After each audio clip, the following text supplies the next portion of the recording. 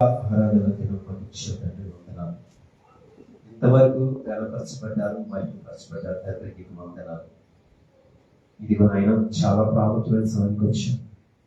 దేవా, మందరితో మాట్లాడాలి, మా ప్రాణ వందనాలు స్తోత్రాలు. మీకు మహిమకరణను దేవుళ్ళ ప్రతి బిడ్డకి దీవెనకరంగా చేయమని నేను సుపరిచితమైన నామాన్ని బట్టి ప్రార్థించుకుంటున్నాను తండ్రి.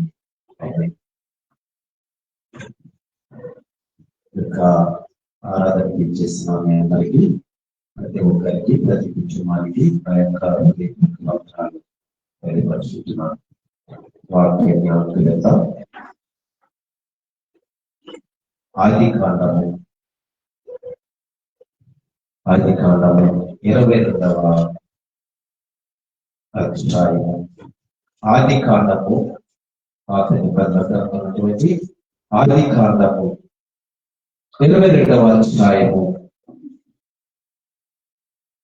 12వ వచనం చదువుతాం.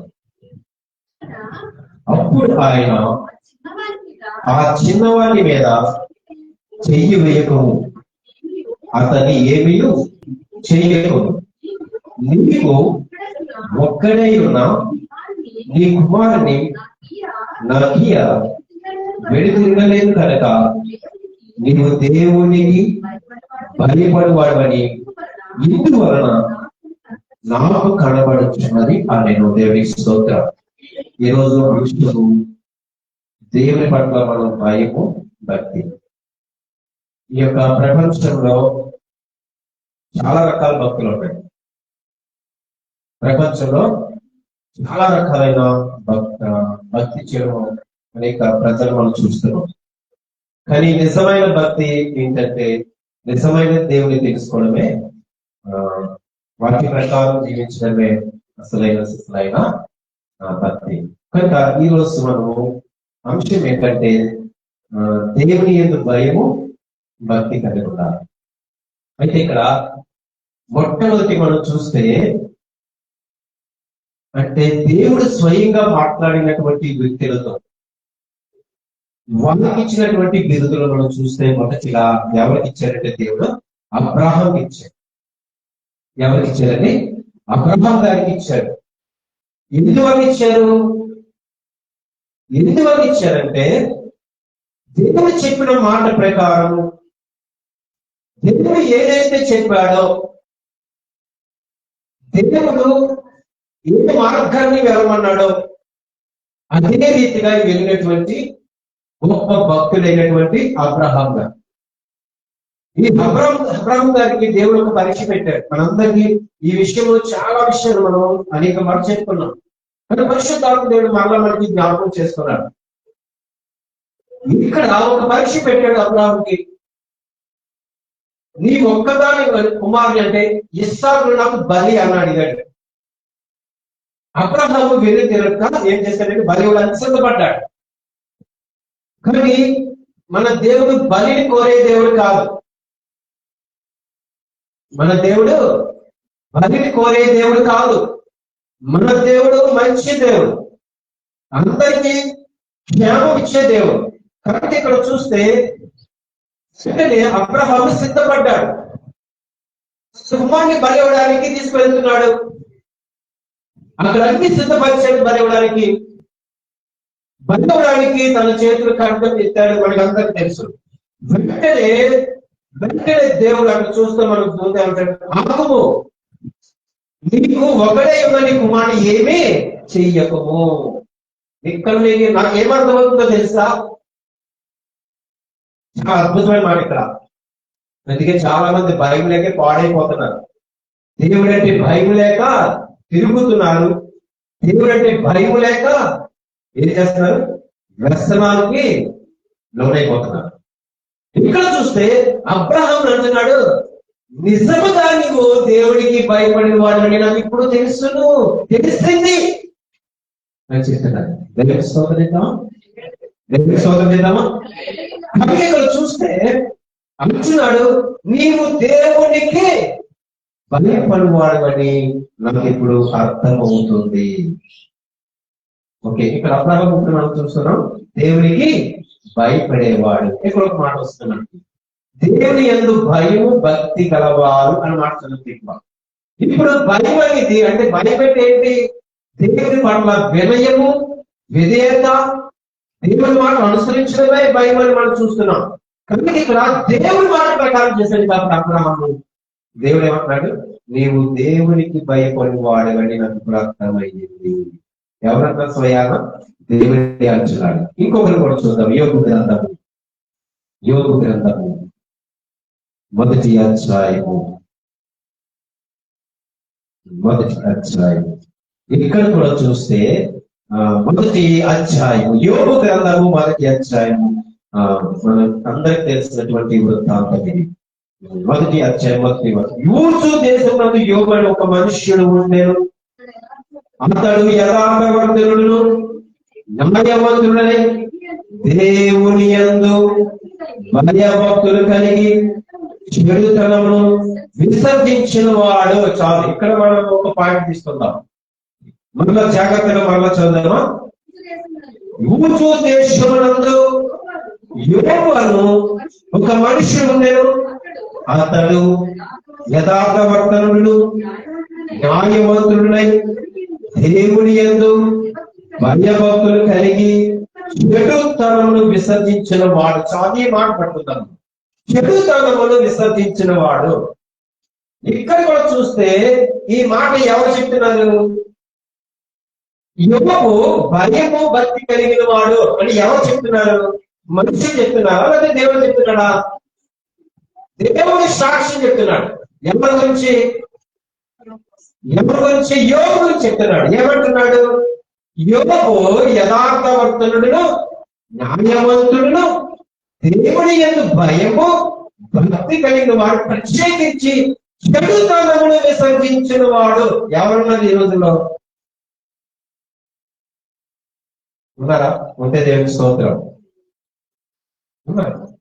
చెడుతనమును విసర్జించిన వాడు. కానీ ఇక్కడ ఒక మాట మనం తీసుకుంటాం. దేవుడే స్వయం ఎందుకు చెప్పాడు? యోబు భయము భక్తి కలిగిన వాడు. ఎందుకు చెప్పాడు? అంటే ఇక్కడ మనం ఆలోచన చేద్దాము. దేవునికి ఇష్టమైన బిడ్డగా బ్రతికాడు. దేవుని మాట మీకు వినిపించినప్పుడు ఏమనిపిస్తుంది? మనకి దాని ప్రకారం నడుచుకోవాలనిపిస్తుంది కదా, అంతేగా జీవించాలనిపిస్తుంది కదా మనకి.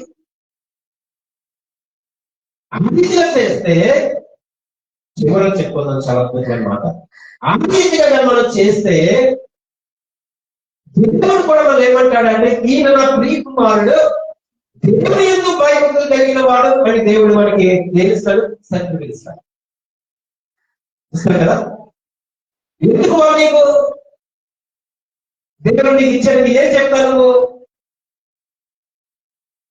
ఏం చెప్తావు? అది కూడా లాస్ట్ చెప్పుకుంటాం. అయితే ఇక్కడ ఒక కుటుంబం వచ్చాడు చెప్పుకుంటున్నాం.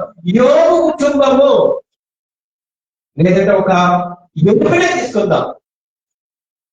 యోబు, దేవుడు అన్నాడు, యోబు నా యందు భయము భక్తి కలిగిన వాడు. దేవుడు స్వయంగా మాట్లాడుతున్నాడు.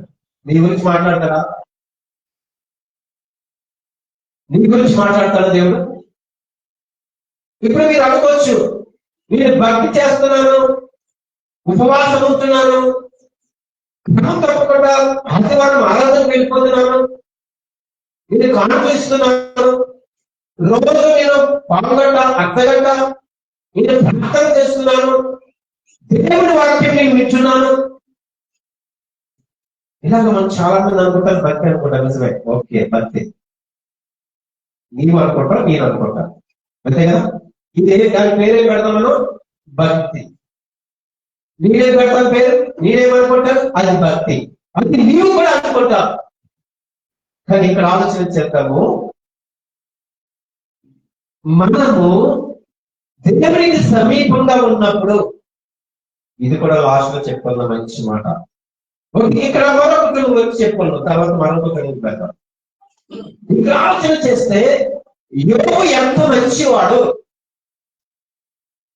ఎంత మంచివాడని యోబు. ఇది చేతనా? ఎందుకు దేవుడు యథార్థ వర్తనుడు అంటున్నాడు? ఎందుకు దేవుడు యోగుని న్యాయవంతుడు అంటున్నాడు? ఎందుకు యోగుని దేవుడు భయభక్తులు కలిగిన వాడు అంటున్నాడు? అంటే తన ప్రవర్తన దేవుడికి నచ్చిందా?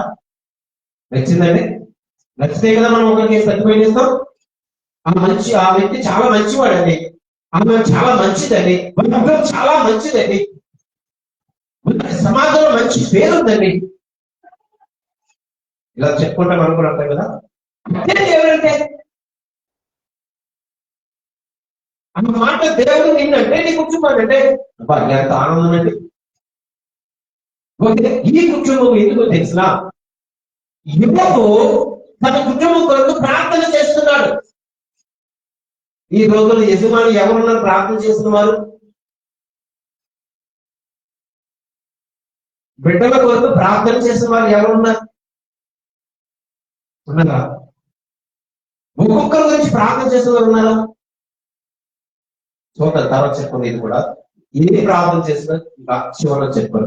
ఓకే, ఇక్కడ కుటుంబం చూస్తున్నాను, అక్కడ అబ్రహాము కుటుంబం చూస్తున్నాను. ఇరువురు కూడా ఎవడే చెప్తున్నాడు? వీరు దేవునికి భయము భక్తి కలిగిన వారు. ఎవరిస్తున్నారు యొక్క సాక్ష్యము? ఎవరిస్తున్నారు ఈ విరుదు? ఎవరిచ్చారు యొక్క సర్టిఫికెట్? ఎవరిచ్చారండి? దేవుడే ఇచ్చారు. ఇంకొకటి చూద్దాం. అపోస్తలుల కార్యం కదా, అపోస్తలుల కార్యం 10వ అధ్యాయం. అపోస్తలుల కార్యములు 10వ అధ్యాయం.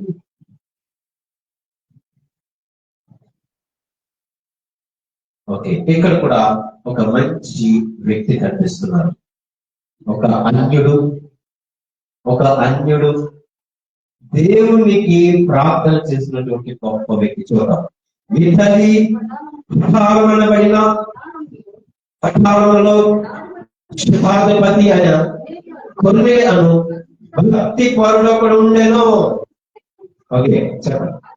అతడు తన ఇంటి వారందరితో కూడా దేవుని యందు భయభక్తులు కలబడింది, ప్రజలకు బహుధర్మము చేయించు ఎల్లప్పుడూ దేవునికి ప్రార్థన చెయ్యేవాడు. దేవునికి స్తోత్రం.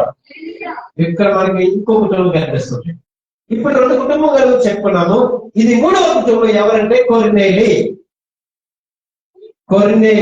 ఒక అన్యుడు. మొదటి మాట ఏంటో తెలుసా? ఇతడు భక్తి పరుడు. ఎలాగ భక్తి పరుడు అయ్యాడు? నీవు కూడా చేస్తావు కదా భక్తి, నీవు చేస్తావు కదా భక్తి. దేవుడు ఎలా అంటాడు? ఓకే, ఇతడు భక్తి పరుడు. వీరి కుటుంబము దేవుని యందు భయము భక్తి కలిగిన వారు. ఇప్పుడు చెప్పండి, దేవుడు ఏం చెప్పాడు కుటుంబం గారు? ఇందాక ఏం చెప్ప ఒక వ్యక్తి గురించి చెప్పాడు, ఒక కుటుంబం గురించి చెప్పాడు. యువకుని ఖచ్చితంగా ఒక వ్యక్తి గురించి మాట్లాడాడు. ఇక్కడైతే కుటుంబం గురించి మాట్లాడుతున్నాడు. కొర్నేలు కుటుంబం గురించి మాట్లాడుతున్నాడు. తన కుటుంబం అంతా దేవుని యందు భయము భక్తి కలిగిన వాడు. ఇప్పుడు చెప్పండి, ఏ కుటుంబంలో దేవునికి భయపడిన వారు అందరూ ఉన్నారా? ఉంటారండి? ఉంటారా? దేవుని యందు భయపడిన కుటుంబం ఉంటారా? ఒకరు ఈస్ట్కి వెళ్ళిపోతాడు, ఒకరు వెస్ట్కి వెళ్ళిపోతాడు, ఒకరు నార్త్కి వెళ్ళిపోతాడు, ఒకరు సౌత్కి వెళ్ళిపోతాడు. ఇక్కడ మనం ఆలోచన చేస్తే ఇక్కడ కూడా బిరుదిస్తున్నటువంటి దేవుడు ఇస్తున్నాడు. కొన్ని ఇంకా దేవుడు ఇంకా తన బాక్సెస్ కూడా తీసుకున్నాడు. ఎలా సాధ్యం? ఎలా చెప్పగలుగుతున్నాడు? ఎలా చెప్పగలుగుతున్నాడు? తను ఏం చేస్తున్నాడు? ఇంకా ఇది మాత్రమే కాదు, ఎక్స్ట్రా ఏం చేస్తున్నాడు?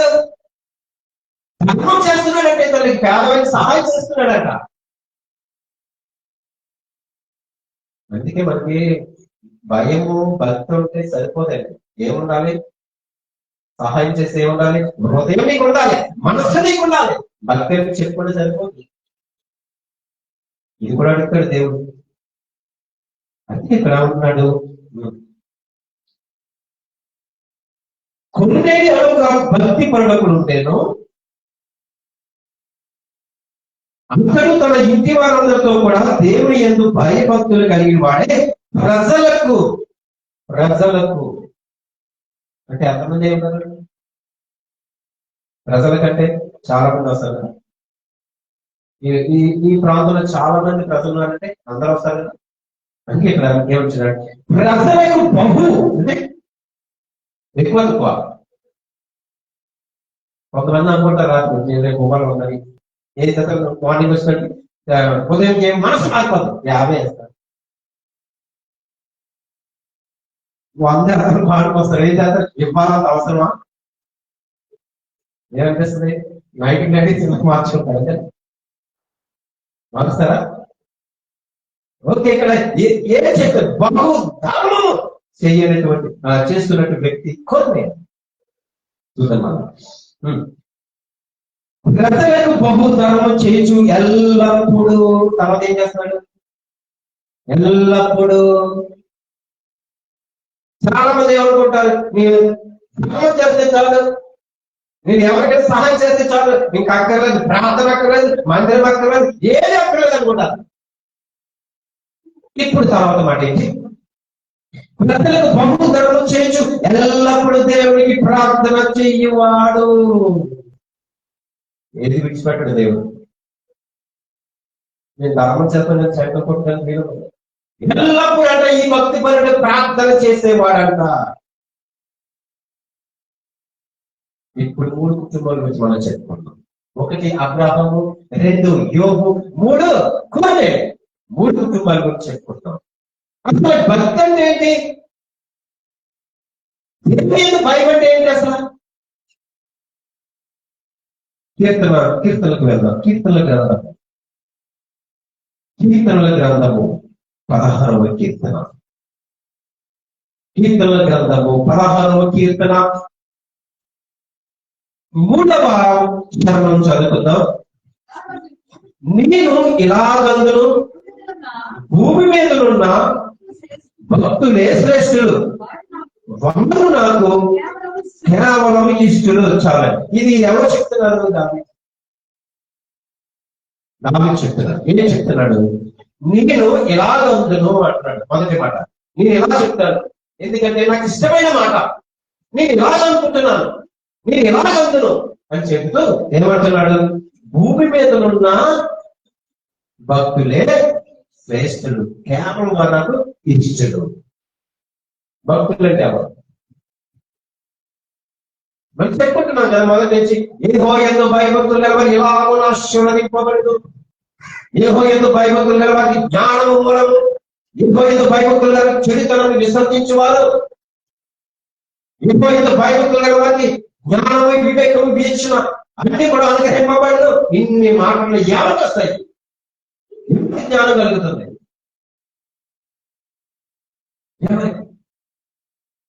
ఇంకోటి కూడా చూద్దాము. యోబు గ్రంథం కూడా చూద్దాము. యోబు గ్రంథము 28వ అధ్యాయం. 28వ అధ్యాయము 28వ వచనం కూడా చూద్దాం.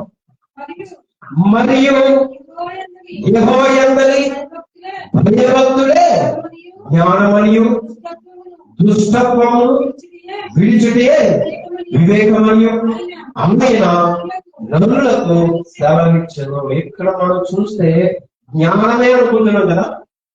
మరలా చదువుకొనిచ్చాను ఈ యొక్క మాట. మరియు యెహోవాయందలి భయభక్తులే జ్ఞానమనియు, దేవుని పట్ల భయం భక్తుల వారికి ఏంటి? జ్ఞానమని. తర్వాత ఏం చెప్తున్నాడు? తర్వాత మార్చడం చాలా ఇంపార్టెంట్. దుష్టత్వము విడిచితే వివేకమనియు ఆయన నన్ను సెలవిస్తున్నాడు. చాలా మంచి మాట. ఇది మనం ఎక్కువగా దేవుని యందు భయభక్తులు చాలా జ్ఞానం కాదు. అసలే ఇంకొకటి ఉంది. మనం గమనిస్తుంటే ఈ లేఖనాలు మనం పరిశీలన చేస్తుంటే మనం వింటుంటే ఒక్కొక్కటి మనకి అర్థమవుతూ ఉంటుంది. చూద్దాం. ఇంకోటి కూడా కీర్తన ఓకే, కీర్తన 19వ కీర్తన చూడదాం. 19వ కీర్తన 9వ చరణం చదువుతాం. యెహోవాయందైన భయము పవిత్రమైనది, అది నిత్యము నిలుచును. యెహోవా న్యాయ విధులు సత్యమైనవి, అవి కేవలం న్యాయమైనవి. ఇప్పుడు చెప్పండి, భయం అంటే ఏంటి? ఇప్పుడు మనం చదువుకుంటున్నాం కదా, ప్రతి దానికి మనం యెహోవాయందు భయభక్తులు వారు ఇలాగ ముందురు, యెహోవాయందు భయభక్తులు వారు ఇలాగ ఆశీర్వదింపబడుదురు అని చెప్పుకుంటున్నాం కదా. ఇక్కడ ఏంటి అసలు భయం అంటే ఏంటి? భయం అంటే ఏంటి? పవిత్రమైనది. నీకు భయం అనేది నేర్చుకోవాలంటే నువ్వు పవిత్రంగా ఉండాలి. భయం అంటే ఎలాగో ఒక అరగంట ప్రార్థన చేసి అవతల వాళ్ళని తెచ్చడం, ఎదుటి వారికి వ్యతిరేకంగా ఉండడం, నీ నోట బూతులు రావడం,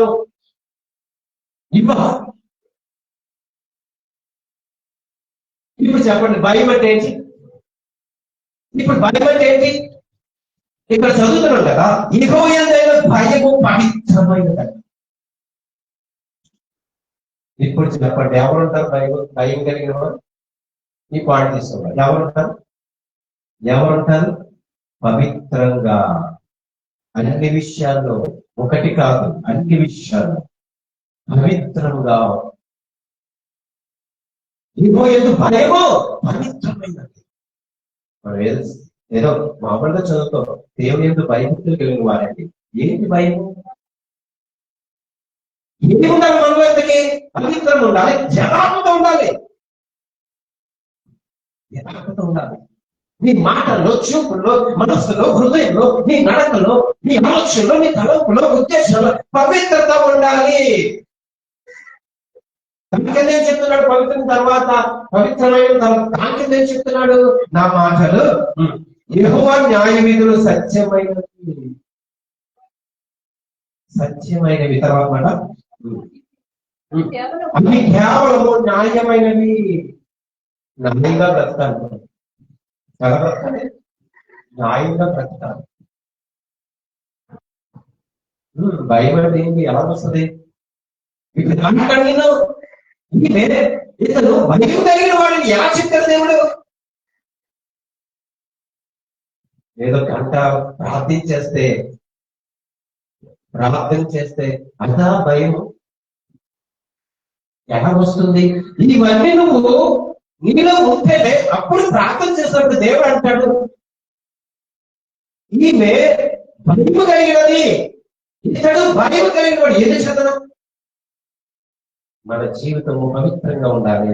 సత్యమైన మాటలు, దేవుని యొక్క న్యాయ విధులు, ఆయన మాటలు సత్యం, ఇవన్నీ కూడా మనం కూడా వాటి ప్రకారం నడుచుకోవాలి. చాలా అద్భుతమైన మాట, పవిత్రమైన భయం అనేది.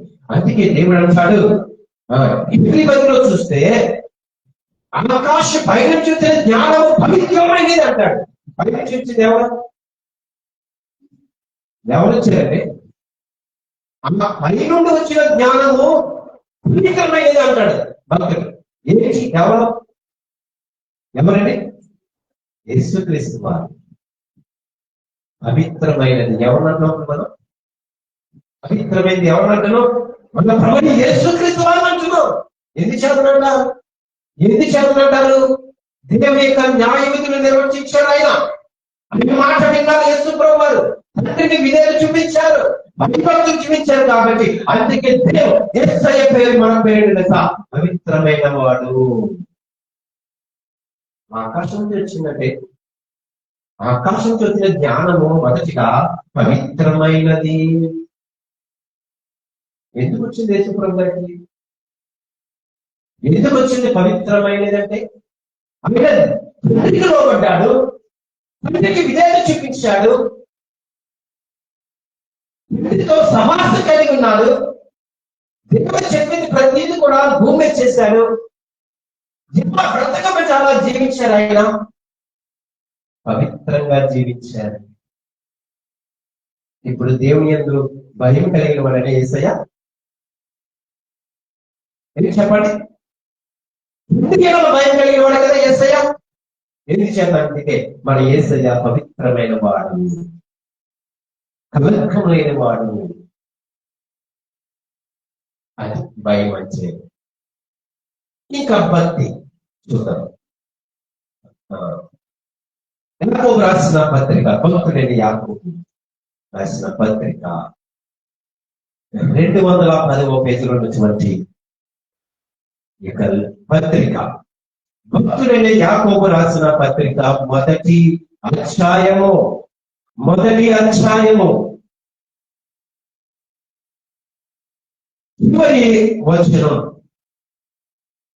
చివరి వచనం, తండ్రి అయిన దేవుని ఎదుట పవిత్రమును, గుర్తుపెట్టుకోండి. మళ్ళీ ఏం చదవాలి? మళ్ళా మాట వచ్చిందా? ఏంటంటే మళ్ళా చదువు. తండ్రి అయిన దేవుని ఎదుట పవిత్రమును నిష్కలంకమునైన భక్తి ఏదనగా. ఇక్కడ మళ్ళా మాట్లాడుతున్న భక్తులు యాకోబు 12 కోట్ల చంద్రుల వారికి చెబుతూ ఈ విషయం చెప్తున్నాడు. మీకు భక్తి ఏంటో తెలుసా? దేవుని భయం ఏంటో మీకు తెలుసా? మరలా ప్రశ్న వేస్తున్నాడు. మీకు ఏంటో తెలుసా? అసలైన భయం ఏంటో తెలుసా?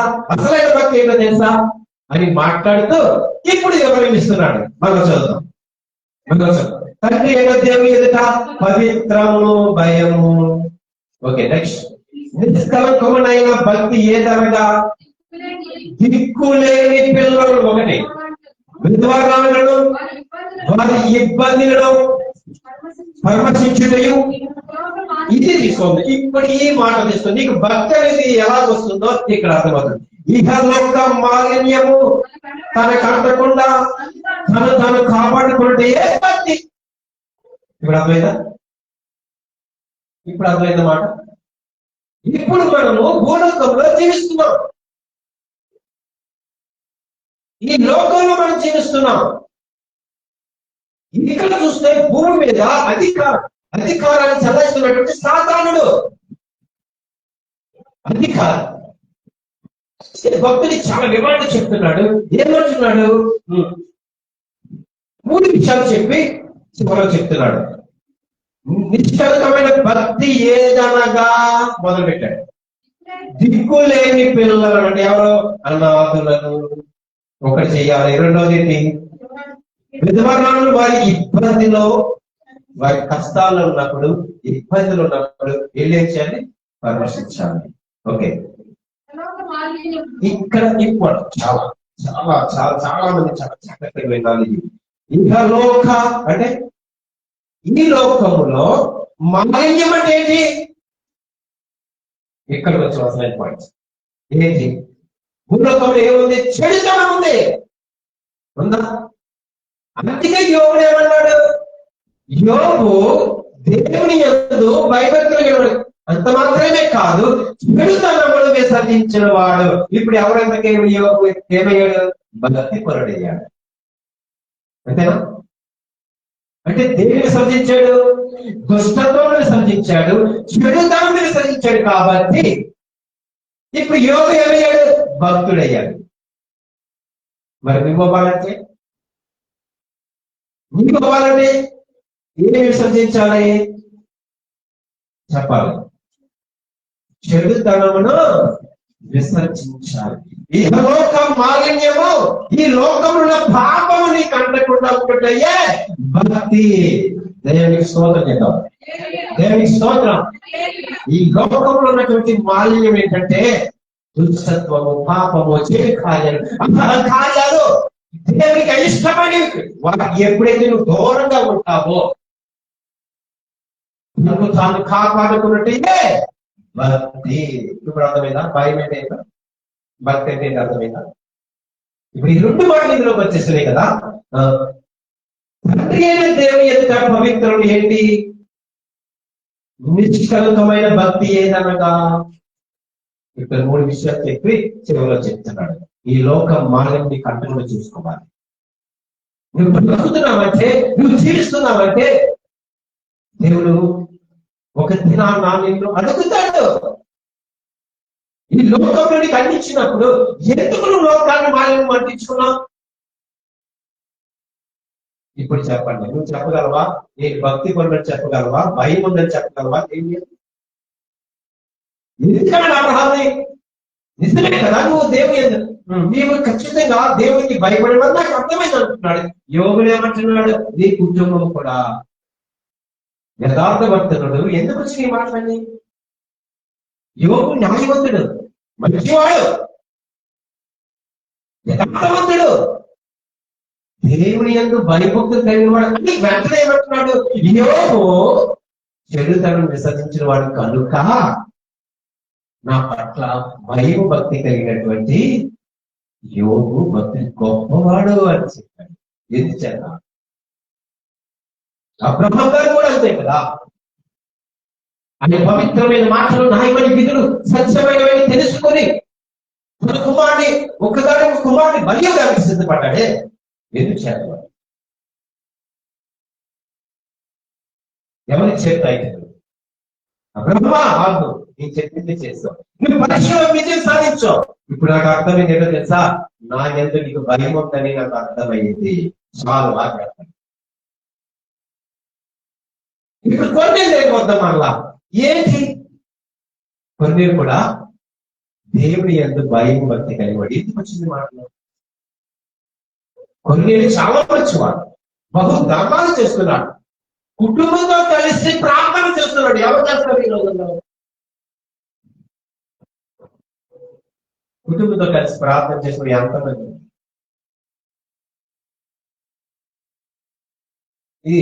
ఇది సూచిగా మాట్లాడుతున్న వాక్యం, నేను చెప్పేది కాదు. ఇక్కడ కొన్నేళ్ళ కుటుంబము ఇంకా బాప్తిసం తీసుకోలేదే.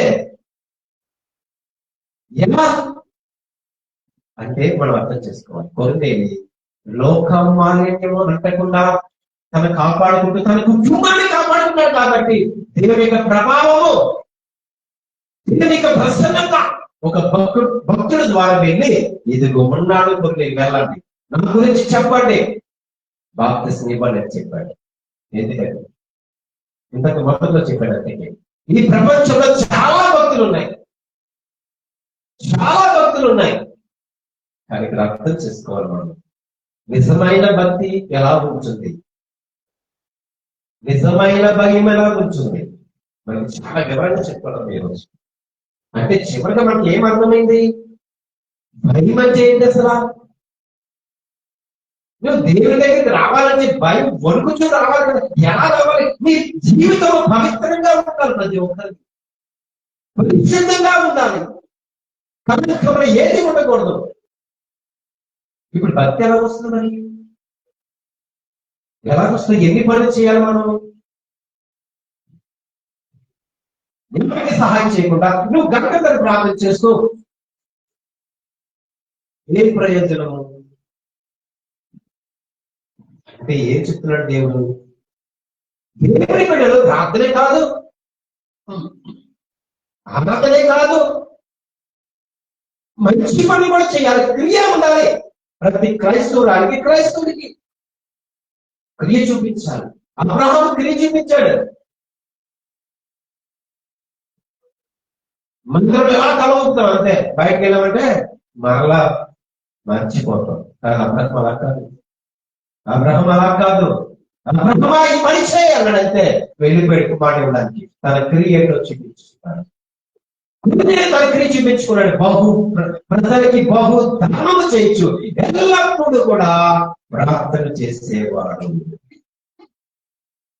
యోగు కూడా అది మనం ఈ రోజు భయము భక్తి గురించి మాట్లాడుతున్నాం. అసలు ఏంటి భక్తి అంటే? చాలా జాగ్రత్తగా మనం మన జీవితాన్ని కాపాడుకోవాలి.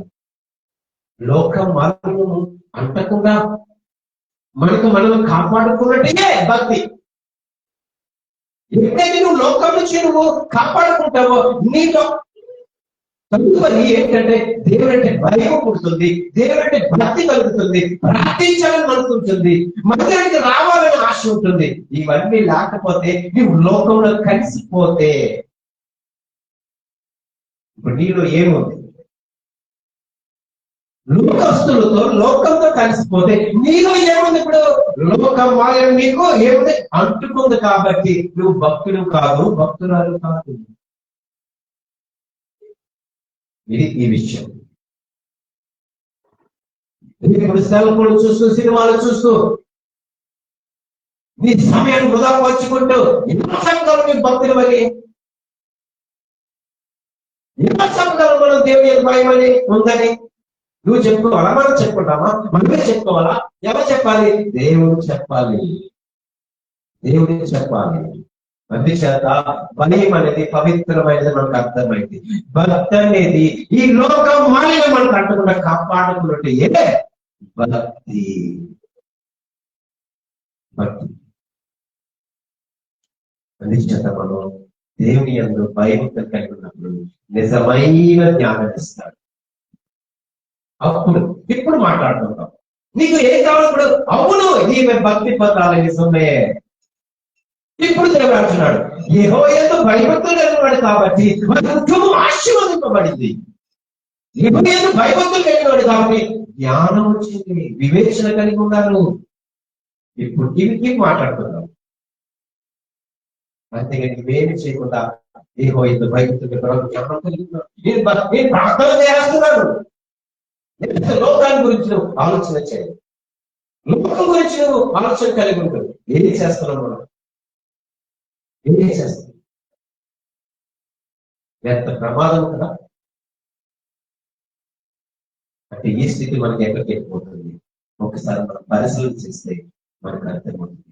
కనుక ఈ ఆరాధనకు వచ్చిన నీవు ఒక్కసారి పరిశీలన చేసుకో. నిజమే కదా, భక్తి ఏంటి అసలు? భయం అంటే ఏంటి? ఏంటి అసలు? ఒక అరగంట చేస్తే భక్తి అయిపోతుందా? క్రియ ఏది? మనసేది? ఇవన్నీ ఒక్కొక్క మాటలు అగ్ని బాణాలంటివి. తీసుకుపోతా ఈ మాటలు మనిషి ప్రతి ఒక్కరికి భయం వేస్తుంది. చివరికి చెప్పేది ఏంటంటే, నీవు ఇలాగని ఉండకపోతే దేవుళ్ళు భయం ఉంటే వేరే రకం నీకు భయం అనేది గుర్తొచ్చారు. ఆ భయం తట్టుకోలేదు. కనుక మనం అలా ఉండకూడదు. మనము అలా ఉండకూడదు. దేవునికి విధేయత చూపిద్దాం. నీవు చేసే క్రియలు దేవుడు చూస్తాడు. మనుష్యులు నీ గురించి చెప్పిన అవసరం లేదు. దేవుడు చెబితే మనకి చాలు. నీ గురించి దేవుడు సాక్షిస్తే చాలు. అద్భుతం జరుగుతుంది కదా మన జీవితంలో మనకు చెప్పడం. కనుక సందమా దేవుని యందు భయం భక్తి కలిగిన వాళ్ళ రా అనొచ్చా? అనుకోవాలి. అనొచ్చా? అనుకోవాలి. దేవుని యందు భయభక్తులారా అనొచ్చా? అనుకోండా? అనొచ్చా? ఎక్కడో కూర్చోవడం మనకి అన్నప్పుడు భయం వస్తుంది. నీ భక్తులు భయం భయం కలిగిన భయం వస్తుంది. ఇవన్నీ మన వద్దు మనకి. ఎందుకు? దేవుడు చెప్తున్నాడు కదా, ఈ లోకం మళ్ళీ మనకి దేవుడు అద్భుతమైన జీవితం మనకి ఇచ్చాడు. అద్భుతమైన దేవుడు కుటుంబాన్ని ఇచ్చాడు. వీటిని బట్టి దేవుడు మనం స్తుతించాలి. మన కుటుంబాన్ని బట్టి దేవుడిని గణపరచాలి. దేవా నా కుటుంబానికి చేసిన మేలు బట్టి వందనాలు. అయ్యా నాకు ఆలోచనించావే ఆయనకు వందనాలు. చాలు కదా. ఏం కావాలి? ఏం కావాలి? ఆరోగ్యం ఇచ్చావే చాలయ్యా. చెప్తారా? ఓకే సరే. ఈ రోజు ఆత్మదేవుడు, పరిశుద్ధాత్మదేవుడు చక్కటి మాటలు వివరించారు. ఒకవేళ ఈ మాటలు అన్వయించుకుంటే, ఈ హృదయంలో భద్రపరచుకుంటే చాలు. ఈ రోజు నుంచే, ఈ క్షణం నుంచి నీవు ప్రయత్నించడానికి మొదలు పెడతాం. నిజమే కదా. భక్తి ఏదనగా ఏంటి? భక్తి అంటే హల్లెలూయాకి సరిపోతుందా? దేవుడికి స్తోత్రం అని సరిపోతుందా? 40 సార్లు సరిపోతుందా? 7 సార్లు సరిపోతుందా? నువ్వు భక్తుల వల్ల అయిపోతావా? భక్తులు అయిపోతావా?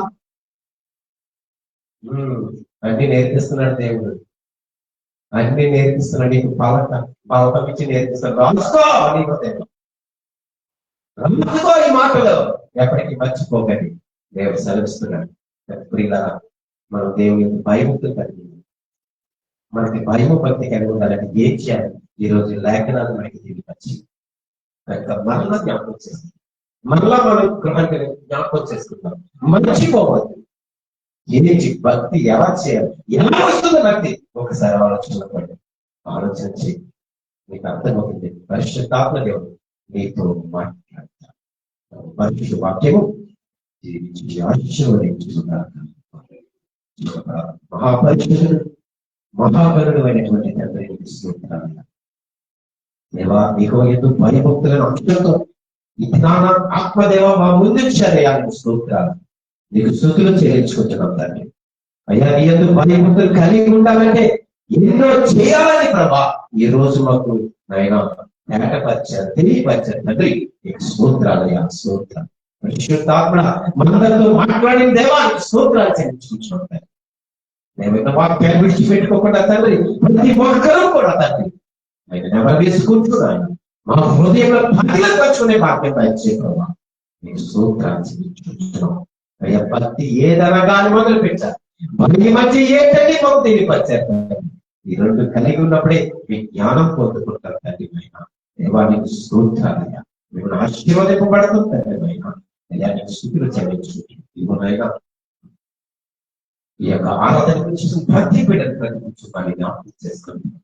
అలాగే తండ్రి ఆయన ఆన్లైన్ ద్వారా ఎవరైతే వీక్షించారో, ఎవరైతే యొక్క వర్తమానం విన్నారో తండ్రి వారిని కూడా జ్ఞాపకం చేసుకుని నీకు వందనాలు స్తోత్రాలు. ఇచ్చిన సమయాన్ని బట్టి నీకు కోట్లాది కోట్ల స్థుతులు చెల్లించుకుంటూ క్రీస్తు ప్రభు పేరున ప్రార్థించి వెళ్ళిపోతున్నాను.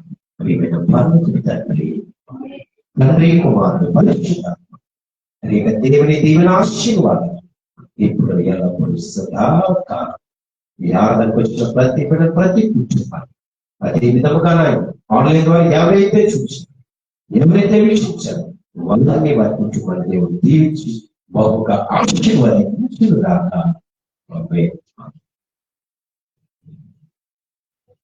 అందరికీ వందనాలు.